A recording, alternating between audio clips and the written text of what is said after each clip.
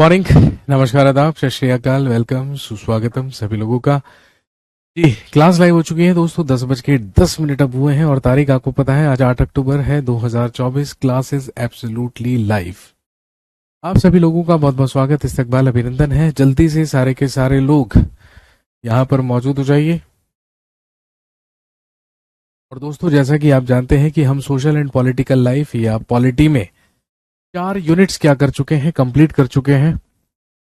आज हमें नई यूनिट क्या करनी है, स्टार्ट करनी है।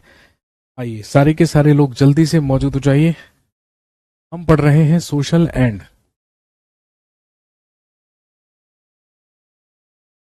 पॉलिटिकल लाइफ,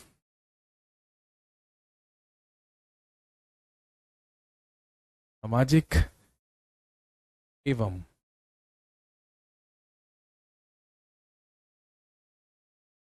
राजनैतिक जीवन के बारे में।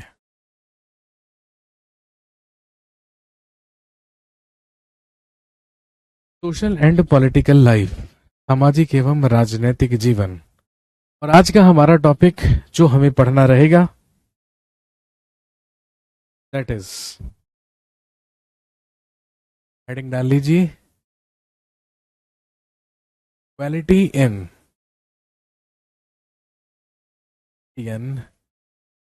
Democracy.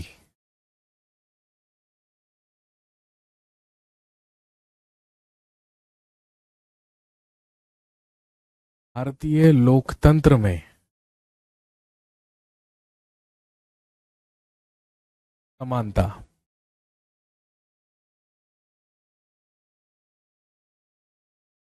Equality in Indian democracy,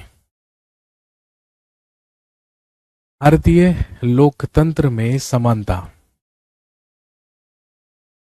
India is a democratic state, ये तो भाई आप सब जानते ही हैं। भारत एक लोकतांत्रिक राज्य है।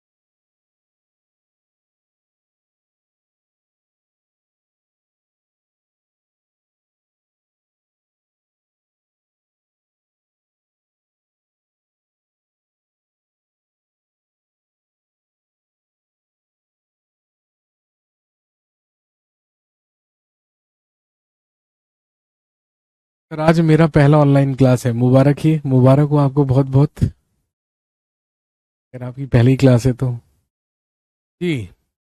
दोस्तों, आप जानते हैं भारत एक लोकतांत्रिक देश है। India is a democratic country.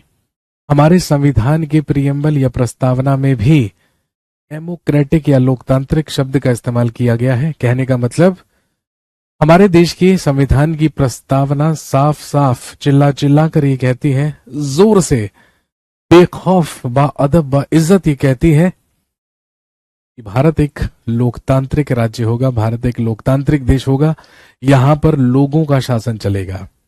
और आप जानते हैं कि लोकतांत्रिक व्यवस्था का मतलब ही क्या है? एक ऐसी राज्य व्यवस्था, एक ऐसी शासन व्यवस्था जहां पर शासकों का चुनाव डायरेक्टली या इनडायरेक्टली जनता के द्वारा किया जाता है, जहां पर जनता का शासन चलता है।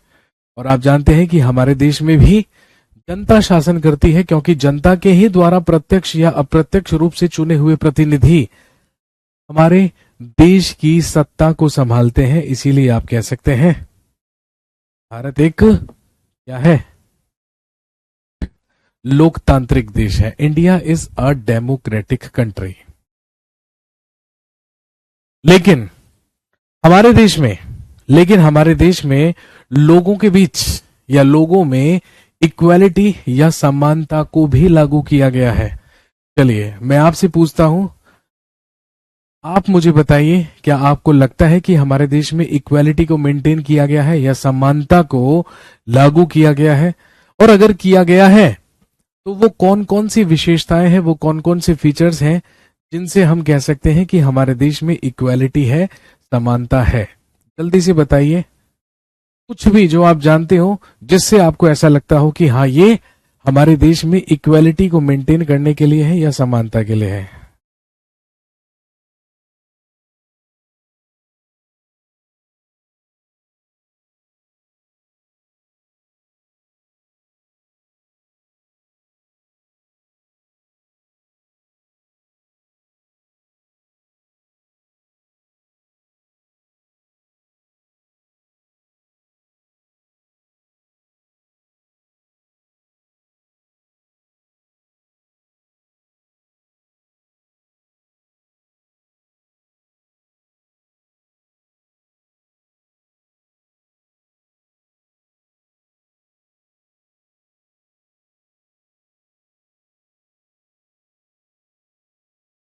सर, वोट का अधिकार, बहुत ही बढ़िया। सर, जाति भेदभाव है। Okay sir, equal law for all, बिल्कुल ठीक है। एजुकेशन, सर इक्वालिटी नहीं है हमारे देश में। समान काम के लिए समान वेतन, ओके।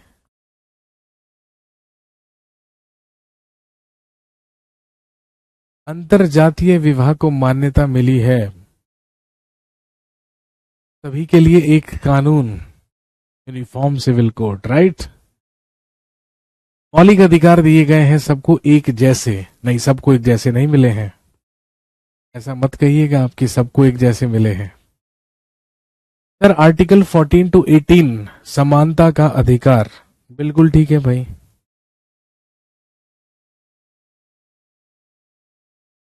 बिल्कुल सही है, बिल्कुल सही कहा आपने।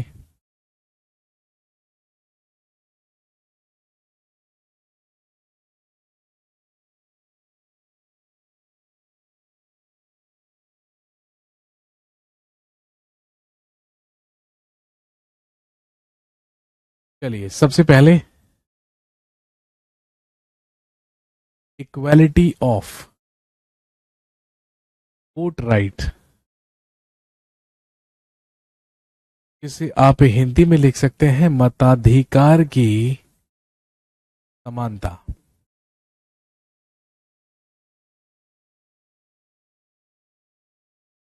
हमारे देश में मताधिकार की समानता है।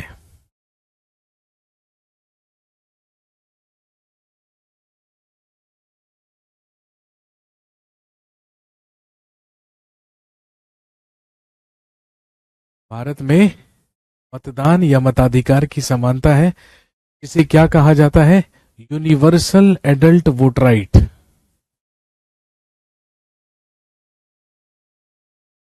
यूनिवर्सल एडल्ट वोट राइट, जिसे आप हिंदी में कह सकते हैं सार्वभौमिक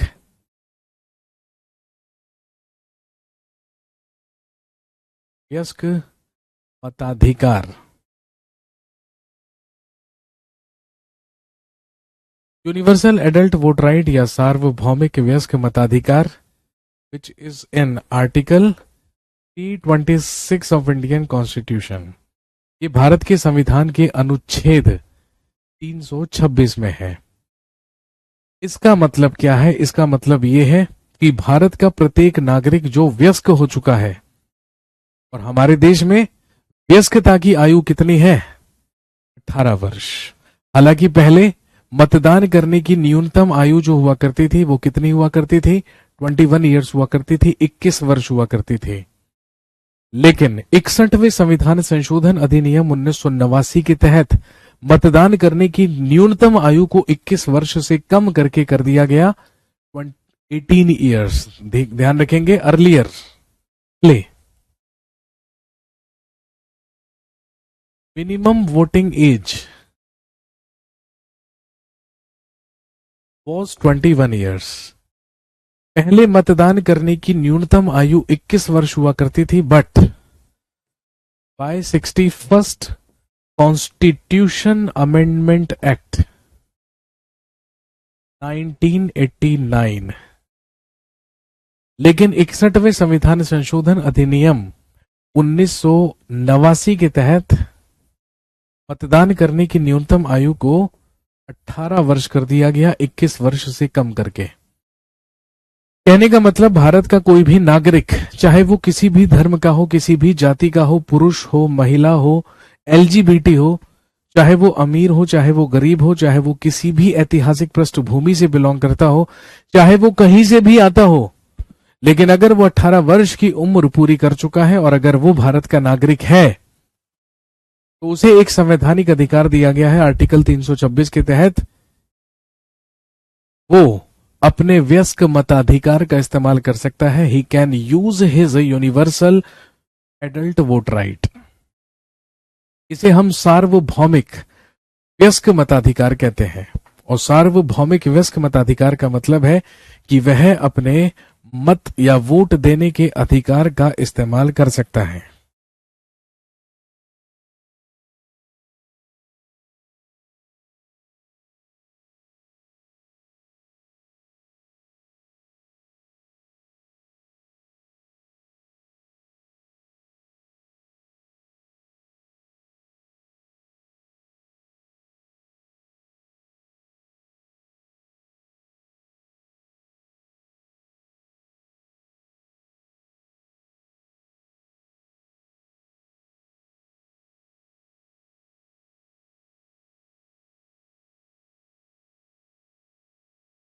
तो मतदान करने की समानता को, मताधिकार का इस्तेमाल करने की जो समानता है, वो हमारे संविधान के तहत हमारे नागरिकों को प्रदान की गई है। अगर कोई व्यक्ति 18 वर्ष की आयु पूरी कर लेता है तो 18 वर्ष के बाद वो अपना नाम मतदाता सूची में शामिल करवाकर या पंजीकृत करवाकर अपने वयस्क मताधिकार का इस्तेमाल कर सकता है। क्लियर हो गई बात?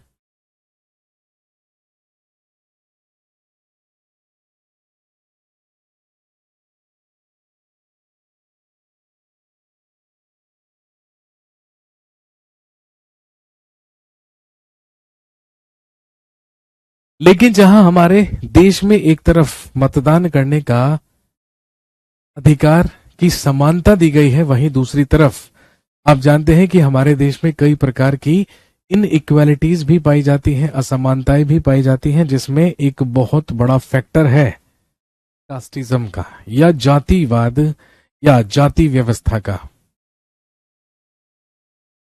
तो आप अच्छी तरीके से जानते हैं कि हमारे देश में कास्टिज्म अभी भी पूरी तरीके से व्यापक रूप से लिप्त है, एग्जिस्ट करता है। और हमारा संविधान लागू हुए लगभग 75 वर्ष होने वाले हैं भाई, लेकिन अभी तक भी हमारे संविधान ने तो भारत में कास्टिज्म को समाप्त कर दिया है, लेकिन वो अभी तक भी हमारे मन में, हमारी रगों में, हमारे खून में दौड़ रही है। अभी तक भी हमारे देश में कास्टिज्म और जाति के आधार पर भेदभाव लोगों के साथ किया जाता है। जबकि हमारे देश में जब हमने संविधान को लागू किया तो आप जानते हैं कि हमारे कॉन्स्टिट्यूशन, हमारे संविधान का नाम क्या है? हमारे संविधान के भाग 3 में या पार्ट 3 में हमने शामिल किया है अपने फंडामेंटल राइट्स को, अपने मौलिक अधिकारों को।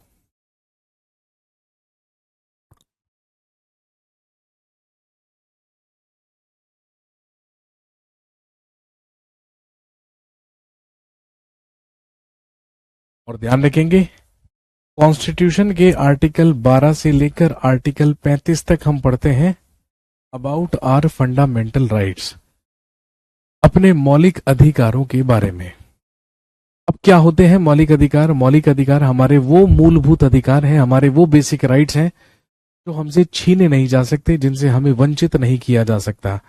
अगर हमारे मौलिक अधिकारों को हमसे छीन लिया जाएगा या उनसे हमें वंचित कर दिया जाएगा, ध्यान रखेंगे, we can directly go to the Supreme Court. तो हम सीधे कहां जा सकते हैं? सर्वोच्च न्यायालय जा सकते हैं, हम सीधे सुप्रीम कोर्ट जा सकते हैं। क्योंकि अगर हमारे किसी भी मौलिक अधिकार का हनन होता है और अगर हम सुप्रीम कोर्ट जाते हैं तो सुप्रीम कोर्ट के पास ये शक्ति है, ये अधिकार है कि वह हमारे मौलिक अधिकारों को बहाल करने के लिए किसी भी प्रकार का आदेश, निर्देश या रिट जारी कर सकता है।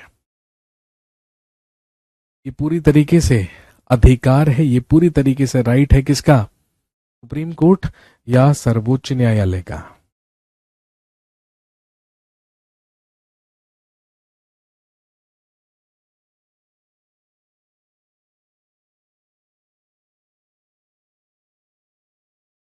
ट्विंकल कह रही है सर जातिवाद तो संविधान से ही हुआ है, उन्हें आरक्षण दिया जाता है। बहुत ही बढ़िया पापा की परी, तुम इस लोक की नहीं लगती हो, जल्दी से बताइए किस लोक से आई हो। आपका कहने का मतलब है कि संविधान लागू होने के बाद जातिवाद हमारे देश में शुरू हुआ है। ट्विंकल ट्विंकल लिटिल स्टार, ये किसने कहा आपको, ये किसने पढ़ा दिया आपको कि हमारे देश में जातिवाद आरक्षण की वजह से है? आपने उल्टा बोल दिया बेटे। जातिवाद आरक्षण की वजह से नहीं है, आरक्षण जातिवाद की वजह से है। समझ गए बात? हमारे देश में कास्टिज्म है, हमारे देश में डिस्क्रिमिनेशन है, हमारे देश में भेदभाव है।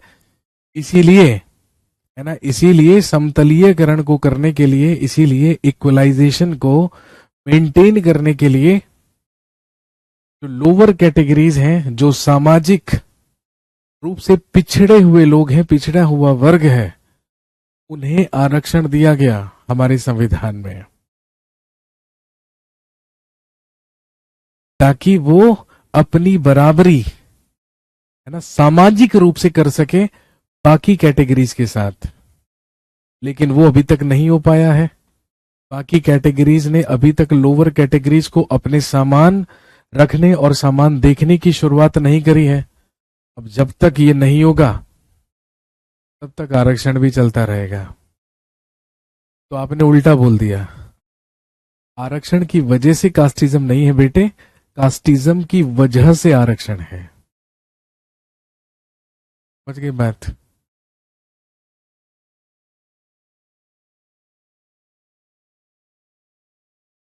तो अगर हमारे देश में कास्टिज्म नहीं हो, जातिवाद नहीं हो, तो आरक्षण की जरूरत ही कहां पड़ेगी? फिर तो सामाजिक रूप से सारे के सारे लोग एक जैसे होंगे ना। ये है दिक्कत। कहने का मतलब हमारे देश में जो आरक्षण मिला है, जो रिजर्वेशन मिला है, वो केवल और केवल उन कैटेगरीज को मिला है जो सोशली एक्सप्लॉइटेड है, जो सामाजिक रूप से पिछड़े हुए हैं, सामाजिक रूप से शोषित हैं, उन्हें आरक्षण दिया गया है। ना तो ये इकोनॉमिक बेसिस पर है, ना ही ये पॉलिटिकल बेसिस पर है, ये केवल और केवल सोशल बेसिस पर दिया गया है। सर रिजर्वेशन फिर कभी खत्म नहीं होगा? बिल्कुल होगा ना। जब हमारे मन से, जब हमारे दिल से, जब हमारे खून में जो जहर हमारे पूर्वजों ने घोला हुआ है लोअर कैटेगरीज के लिए, जब वो समाप्त हो जाएगा तो आरक्षण अपने आप ही समाप्त हो जाएगा। है ना, सिंपल सी बात।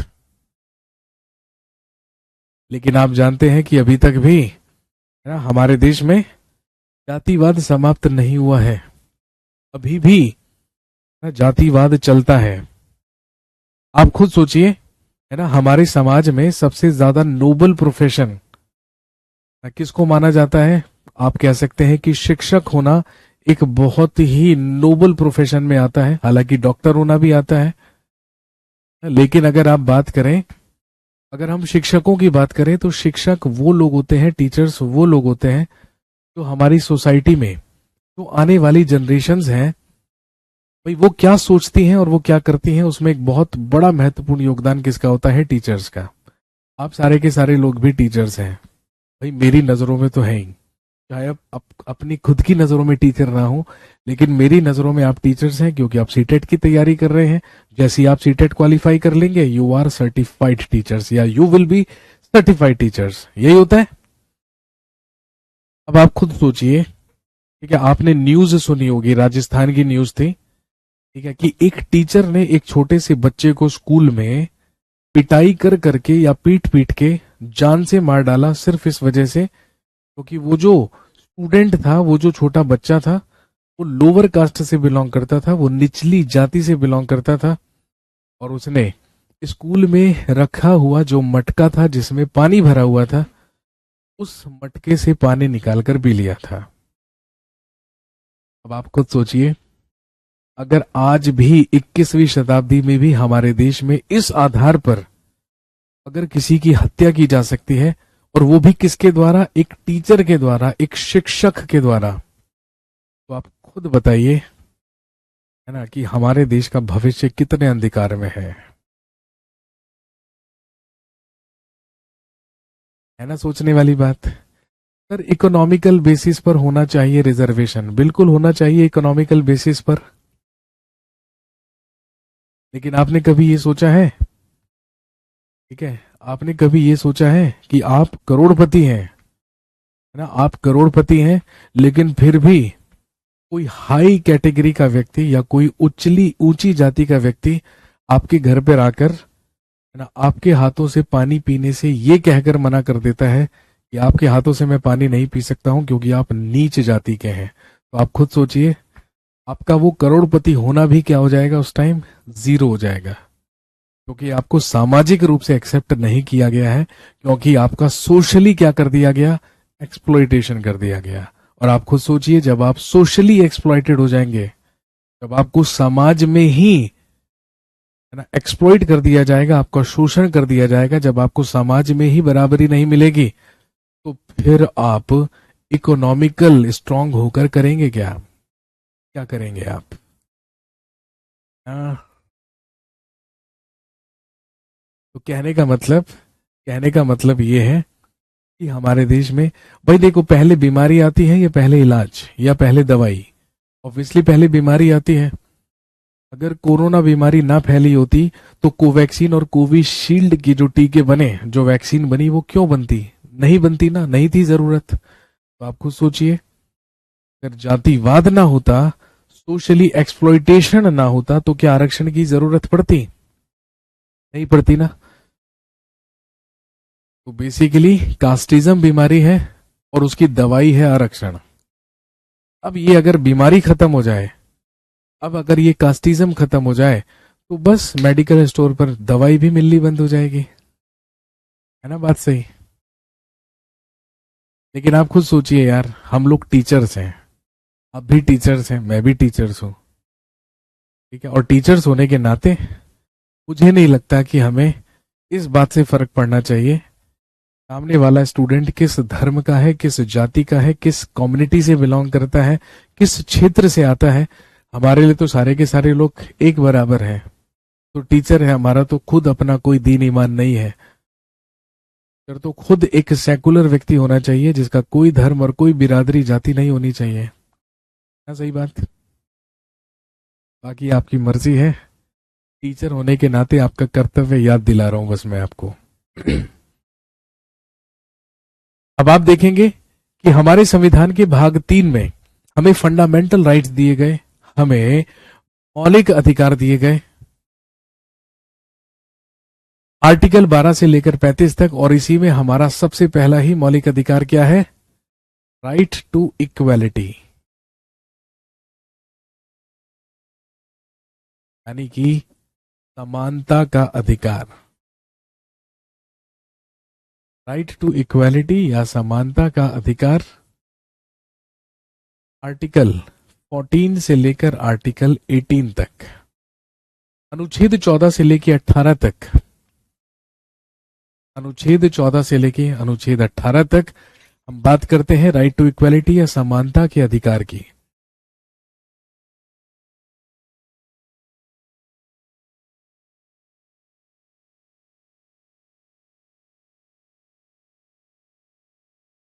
सर, आज भी आप एमपी या राजस्थान चले जाओ,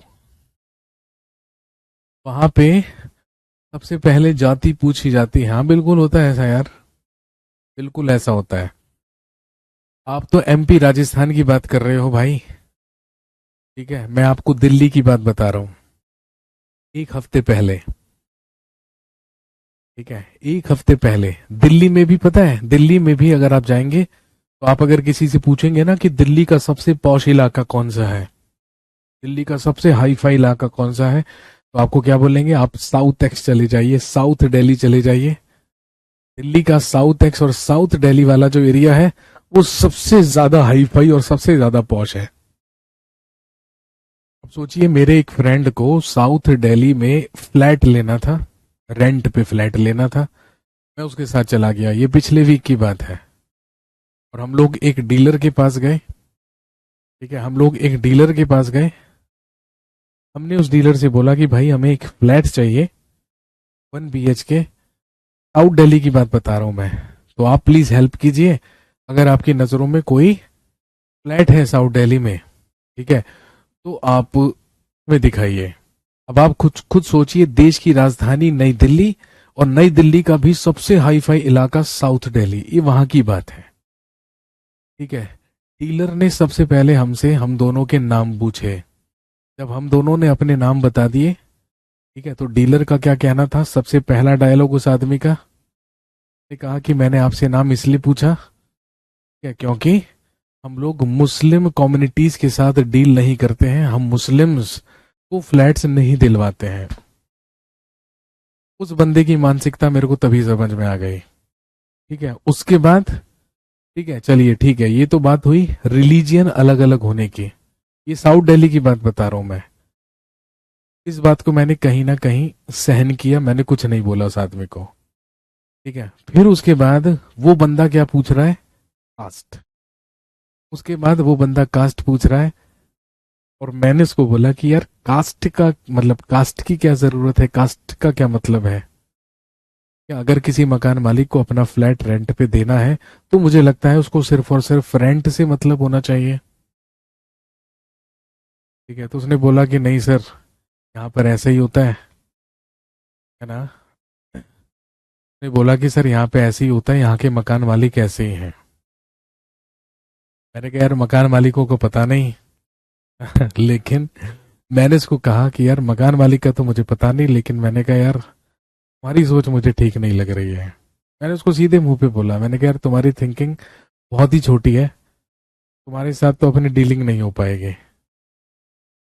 फिर हम किसी और के पास चले गए, उनका क्या जरूरत है भाई ऐसे आदमी के साथ डील करना, ऐसे आदमी के मुंह लगना जो बेचारा अभी तक भी, है ना, दिल्ली में रहने के बावजूद भी, साउथ दिल्ली में रहने के बावजूद भी अभी बेचारा 50 साल पहले है। मैंने उसको सिर्फ एक ही बात बोली, मैंने कहा मुझे दया आती है आप जैसे लोगों पर, जो 2024 में पहुंच चुके हैं लेकिन बेचारे अभी भी 1950 और 1960 में जी रहे हैं, 50 साल पहले। मैंने कहा थोड़ा सा बड़े हो जाइए, थोड़ा सा प्रेजेंट में आइए, कभी आप बहुत पीछे हैं देश से। मेघा चौहान पूछ रही है सर क्या आप मुस्लिम हैं? आपको जो अच्छा लगे वो आप मान लीजिए। अगर मैं मुस्लिम हूं तो उससे क्या फर्क पड़ जाएगा बताइए? अगर मैं मुस्लिम हूं तो क्या मुझे दिल्ली में रेंट पर फ्लैट नहीं मिल सकता? और अगर मैं मुस्लिम नहीं हूं तो क्या मुझे दिल्ली में फ्लैट रेंट पर नहीं मिल सकता? खुद बताइए चौहान साहब, है ना। गलत तो गलत है भाई, चाहे मैं मुस्लिम हूं चाहे मैं मुस्लिम ना हूं, गलत तो गलत ही रहेगा ना बालक। जो चीज गलत है आप उसको सही थोड़ी प्रूव कर दोगे, ये दिक्कत है। मुझे ऐसा लगता है भाई साहब, ये जो डिस्क्रिमिनेशन और ये जो भेदभाव जैसी बीमारियां हैं, है ना, ये, है ना, ये हम जैसे लोगों के दिमाग में इस कदर हावी हो चुके हैं, कि ये इस कदर हावी हो चुके हैं कि इनसे बाहर निकल पाना बहुत ही मुश्किल है।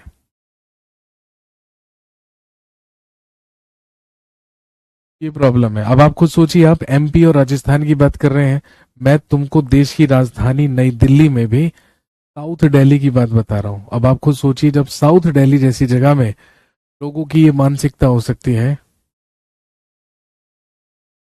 तो आप खुद सोचिए कि हम देश के बाकी इलाकों से तो क्या उम्मीद करेंगे। गधे हैं इस देश के लोग, और पता नहीं कब तक गधे रहेंगे। अब क्योंकि आप लोग टीचर्स हैं, है ना, क्योंकि आप लोग टीचर्स हैं, तो मैं चाहता हूं कि, है ना, ये जो गंदगी और ये जो जहर लोगों ने फैला कर रखा है ना हमारी सोसाइटी में, आप लोग बिल्कुल ध्यान रखिएगा। जब आप टीचर्स बन जाएंगे तो ये बेवकूफों और ये गलत शिक्षाएं आप अपने स्टूडेंट को बिल्कुल मत दीजिएगा। समझ गए? ये चीजें हम ही लोगों को ठीक करनी है। ये चीजें हम लोगों को ही ठीक करनी है जो हमारे पूर्वजों ने खराब कर दी हैं, बिगाड़ दी हैं। अब हमारे पूर्वज तो बेचारे अनपढ़ थे, पढ़े लिखे नहीं थे ना, उनके अंदर बुद्धि की कमी थी। लेकिन हमें तो पढ़ने लिखने का भी मौका मिला है। हम लोगों के अंदर बुद्धि भी है, और आप सीटेट जैसे एग्जाम की तैयारी करके उसे क्वालिफाई भी कर लेंगे और कर रहे हैं, है ना।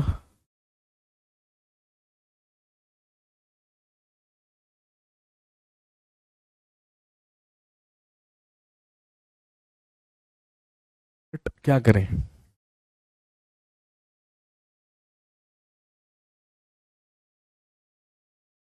चलिए खैर, एनीवेज, तो राइट टू इक्वालिटी, समानता का अधिकार, हमारे कॉन्स्टिट्यूशन में आर्टिकल 14 से 18 तक दिया गया है। और ध्यान रखेंगे 5 प्रकार की समानताएं। सबसे पहले आर्टिकल 14 में equality before law,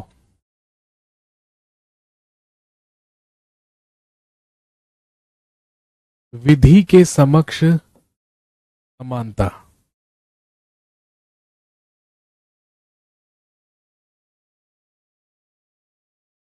equality before law,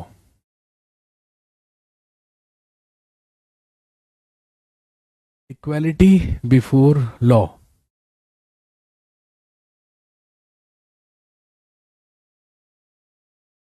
sir जब मुस्लिम्स इंडिया छोड़ देंगे तो क्या ये टॉपिक रहेगा? अबे तब भी रहेगा भाई। अब आप देखो, पंडित जवाहरलाल नेहरू को तो मरे हुए भी कई दशक हो चुके हैं। तो आप खुद देखिए, हमारे देश में अब भी कोई प्रॉब्लम होती है ना, तो हमारी सरकार क्या कहती है, ये प्रॉब्लम तो नेहरू जी छोड़ गए थे। ये प्रॉब्लम तो इसलिए है क्योंकि ये नेहरू जी की देन है। तो आप खुद सोचिए, पहली बात तो, है ना, पहली बात तो मुस्लिम्स इंडिया क्यों छोड़ेंगे भाई? ठीक है, हमारे देश में 8 कम्युनिटीज रहती हैं, और उन 8 कम्युनिटीज के सारे लोगों का ये देश उतना ही है जितना कि बाकी लोगों का। पहली बात तो देखिए, मुस्लिम्स इंडिया को क्यों छोड़ेंगे, लेकिन आपने कहा कि अगर छोड़ देंगे तो क्या ये प्रॉब्लम रहेगी? अरे ये प्रॉब्लम तब भी रहेगी। हमारे देश के लोग इतने होशियार और इतने समझदार हैं कि फिर ये लोग कहेंगे कि ये प्रॉब्लम इसलिए है क्योंकि ये प्रॉब्लम मुसलमान छोड़ गए थे। जैसे बाकी की प्रॉब्लम्स नेहरू और इंदिरा गांधी छोड़ गए, है ना, जैसे आज भी कोई प्रॉब्लम है तो लोग कह देते हैं ये प्रॉब्लम तो गांधी जी की वजह से हुई है। तो भाई कुछ तो लोग कहेंगे, लोगों का काम है कहना। इसलिए छोड़िए, ये लोगों की अपनी मनोदशा है, उसका कुछ नहीं कर सकते हम। आर्टिकल 15, अनुच्छेद 15, जिसमें है प्रोहिबिशन, जिसमें है prohibition of discrimination, prohibition of discrimination on the basis of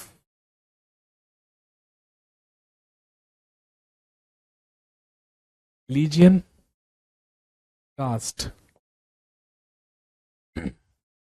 race, sex and birth place.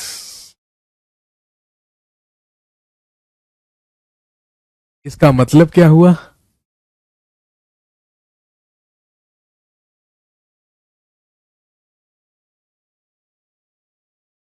इसका मतलब यह है, धर्म, जाति, कुल, वंश, लिंग और जन्म स्थान के आधार पर भेदभाव या विभेद पर प्रतिबंध।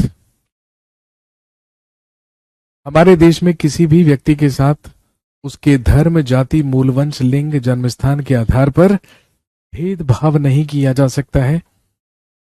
किसी भी प्रकार का डिस्क्रिमिनेशन नहीं किया जा सकता है। अगर किया गया और अगर किया जाता है, that is the violation of article 15 of Indian constitution. ये अनुच्छेद 15 का उल्लंघन है।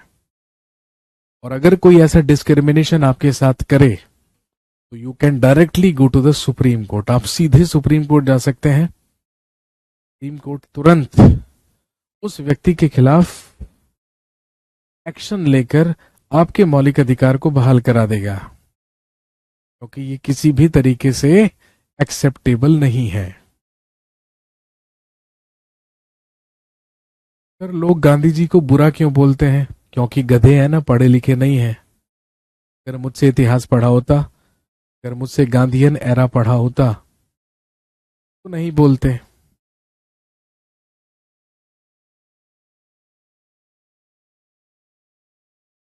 हमेशा उन्हीं लोगों की जबान ज्यादा चलती है जिन लोगों के पास ज्ञान की कमी होती है। जिनके पास ज्ञान ज्यादा, जिनके पास नॉलेज ज्यादा, उनके कान ज्यादा चलते हैं, जबान कम चलती है। वो सिर्फ उतना ही बोलते हैं जितना जरूरी होता है, लेकिन सुनते ज्यादा है। लेकिन जिसके पास अभी मेमोरी में या मेमोरी की हार्ड डिस्क में बहुत ज्यादा स्पेस है, वो कुछ भी करते हैं।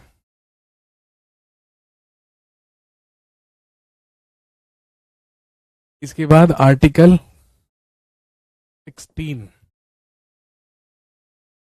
इसमें है इक्वालिटी इन पब्लिक एम्प्लॉयमेंट्स। इसे आप हिंदी में लिख सकते हैं लोक नियोजन में अवसर की समानता। लोक नियोजन में अवसर की समानता।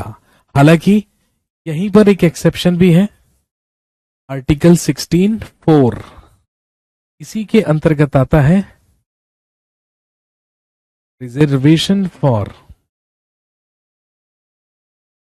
ST and backward classes.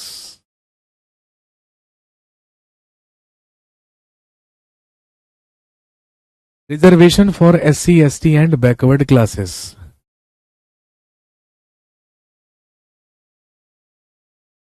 Sir, अगर हिस्ट्री पढ़नी पड़े तो आपका कोई स्पेशल बैच है? जी हाँ, बिल्कुल है। आज से ही मेरे 3 बैच शुरू हो रहे हैं, polity special, static GK special और हिस्ट्री स्पेशल। तो अगर आप टीचर हैं और एसएसटी के टीचर हैं तो आपको मेरे हिस्ट्री और पॉलिटी स्पेशल बैच में होना चाहिए।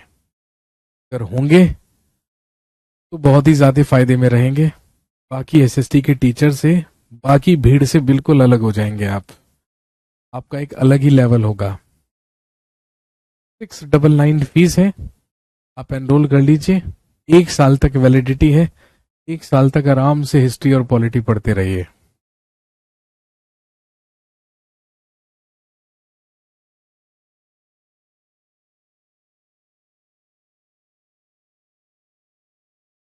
समझ गए बात? नेक्स्ट आर्टिकल 17 में है एबोलिशन ऑफ अनटचेबिलिटी।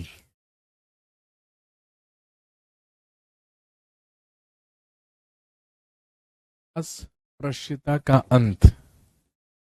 भारत से अस्पृश्यता या छुआछूत का पूरी तरीके से अंत कर दिया गया है।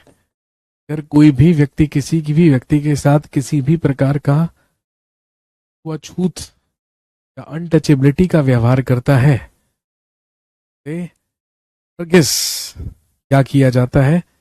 इसे हरगिज आर्टिकल 17 का उल्लंघन माना जाता है। के खिलाफ लीगल एक्शन लिया जा सकता है, कानूनी मामला दर्ज किया जा सकता है।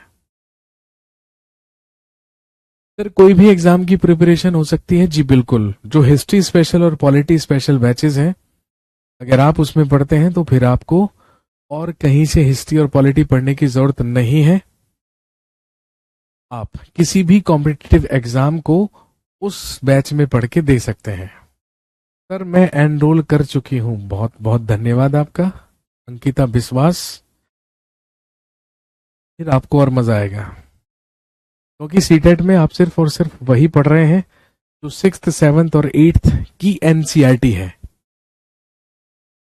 क्योंकि सीटेट में वही क्वेश्चन आएंगे। लेकिन क्योंकि आप टीचर हैं, और अगर आप एसएसटी के टीचर हैं, भले ही आप सरकारी टीचर ना हो सकता है आप किसी प्राइवेट स्कूल में पढ़ाते हो, लेकिन अगर आप प्राइवेट स्कूल में भी पढ़ाते हैं, जैसे हिस्ट्री और पॉलिटी स्पेशल बैच में पढ़ेंगे ना, फिर आप अपने स्कूल में किसी भी टीचर से टक्कर ले सकते हैं।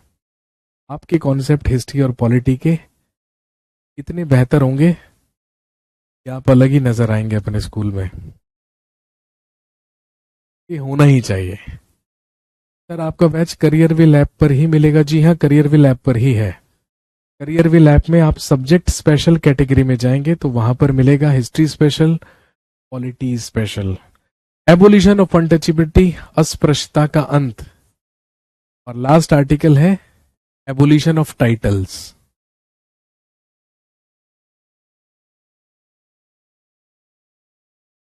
या जिसे आप हिंदी में कह सकते हैं उपाधियों का अंत, एबोलिशन ऑफ टाइटल्स, उपाधियों का अंत। तो ध्यान रखेंगे, भारत से उपाधियों का भी अंत कर दिया गया है। भारत में कोई भी व्यक्ति अपने नाम से पहले या नाम के बाद अपनी उपाधि का इस्तेमाल नहीं कर सकता है। यह अधिकार केवल 2 लोगों को दिया गया है। अगर आप डॉक्टरेट हैं तो आप अपने नाम से पहले डॉक्टर लगा सकते हैं, या फिर आप डिफेंस पर्सन हैं तो आप अपनी उपाधि का इस्तेमाल नाम से पहले कर सकते हैं, even after retirement. Sir demo class है क्या? जी हाँ बिल्कुल है। 12:30 बजे हिस्ट्री की डेमो क्लास लाइव होगी, यूट्यूब पर भी चलेगी, career will SSC YouTube channel पर और करियर विल ऐप पर भी चलेगी। आप 12:30 बजे आ जाइएगा और हिस्ट्री की डेमो क्लास है वो ले लीजिएगा, परेशानी ही नहीं है। तो ये वो 5 प्रकार की समानताएं हैं, इक्वालिटीज हैं, जो हमारे संविधान के तहत हमारे मौलिक अधिकारों में दी गई हैं।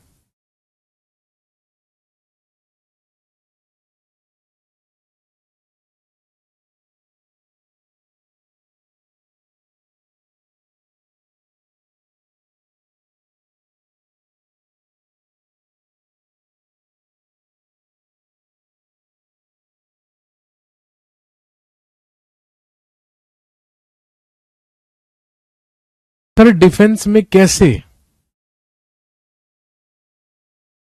नाम से पहले लगता है ना, lieutenant, captain, major, brigadier, general. वो रिटायरमेंट के बाद भी लग सकता है।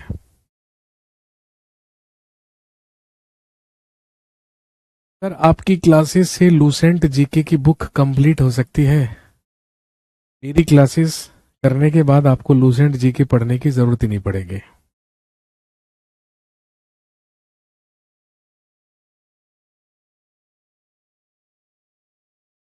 चलिए आज की कहानी यहीं तक, अगली क्लास में मुलाकात होगी तो हम बात करेंगे स्टेट गवर्नमेंट या राज्य सरकार की। Thank you very much, have a nice